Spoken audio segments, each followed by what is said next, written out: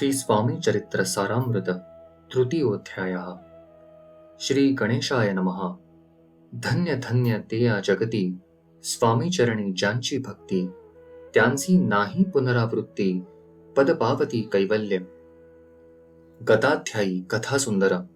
स्वामींनी निवेदले स्वचरित्र आणि बाबा दिगंबर त्यांचे वृत्त निवेदिले. निर्विकार स्वामी मूर्ती, लोका चमत्कार दाविती, काही वर्षे करोनी वस्ती, मंगळवेढे सोडिले. मोहोळा माझी वास्तव्य करीत, अप्पा टोळ झाले भक्त, तेथीचे साकल्य वृत्त, अल्पमती केवी वर्णू. स्वामी चरित्राचे हे सार, म्हणून केला नाही विस्तार, वर्णिता कथा समग्र, ग्रंथ पसरे उदधी सम. सवे घेऊनी स्वामींसी, टोळ जाती अक्कलकोटासी, अर्ध मार्गावरुनी टोळांसी, मागे परतणे भाग पडे. टोळे आज्ञापिले सेवका, जोवरी आम्ही येऊ का, तोवरी स्वामींसी सोडू नका, येथेच मुक्काम करावा. टोळ गेली परतोनी, स्वामी चालले उठोनी, बहुत वर्जिले सेवकांनी, परी नच मानिले त्या. तेथोनिया निघाले, अक्कलकोटाप्रती आले, ग्रामद्वारी बैसले, यतिराज स्वेच्छेने. तेथे एक अविंद होता, तो करी तयांची थट्टा, परी काही चमत्कार पाहता, महासिद्ध समजला.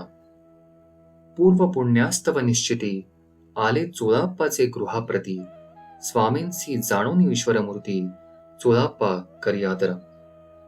चोळाप्पाचे भाग्य उदयले, यतिराज गृहासी आले, जैसी कामधेनू आपण बळे, दरिद्र्याच्या घरी जाय. पूर्व पुण्य होते गाठी, म्हणून घडल्या या गोष्टी, झाली स्वामीराज भेटी, परम भाग्य तयाचे. धन्य धन्य तयाचे सदन, जे स्वामींचे वास्तव्य स्थान, सुरवराजे दुर्लभ चरण, तयाच्या घरी लागले.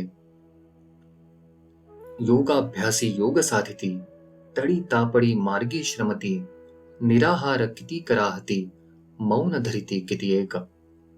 एक चरणी उभे राहोन, सदा विलोकिती गगना, एक गिरिगवरी बैसोन, तपश्चर्या करिताती. एक पंचाग्नी साधन करिती, एक पवना ते भक्षिती, कित्येक संन्यासी होती, संसार अवघा सांडोनी. एक करिती कीर्तन, एक मांडिती पूजन, एक करिती होम हवन, एक षट्कर्मे आचरिती.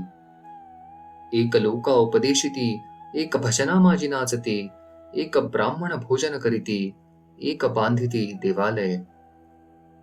परिचयाचे चरण, दुर्लभ सद्भक्ती वाचून, केली आसी नाना साधन, भावाविण सर्व व्यर्थ. योग यागादिक काही चोळाप्पाने केले नाही, परी भक्तीस्तव पाही, स्वामी आले सदनाते. तयाची देखून या भक्ती, स्वामी तेथे भोजन करीती, तेव्हा चोळाप्पाचे चित्ती, आनंद झाला बहुसाळ. तैपासून तयाचे घरी, राहिले स्वामी अवतारी, दिवसेंदिवस चाकरी, चोळाप्पा करी अधिकाधिक. तेव्हा राज्य पदाधिकारी, मालोजीराजे गादीवरी, दक्ष असोनी कारभारी, परमज्ञानी असतीजे. अक्कलकोटाची प्रख्याती, तेव्हा काही विशेष नव्हती, परी तयाचे भाग्य निश्चिती, स्वामी चरणी उदेले. तैपासूनी जगात, त्या नगराचे नाव गाजत, अप्रसिद्ध ते प्रख्यात, किती एक जाहले. चोळाप्पाचे गृहाप्रती, आले कोणी कयती, लोका चमत्कार दाविती, गावात बात पसरली. आपली व्हावी प्रख्याती, ऐसे नाही जयांचे चित्ती, म्हणून या स्वामीराजयती, बहुधा न जाती फिरावया.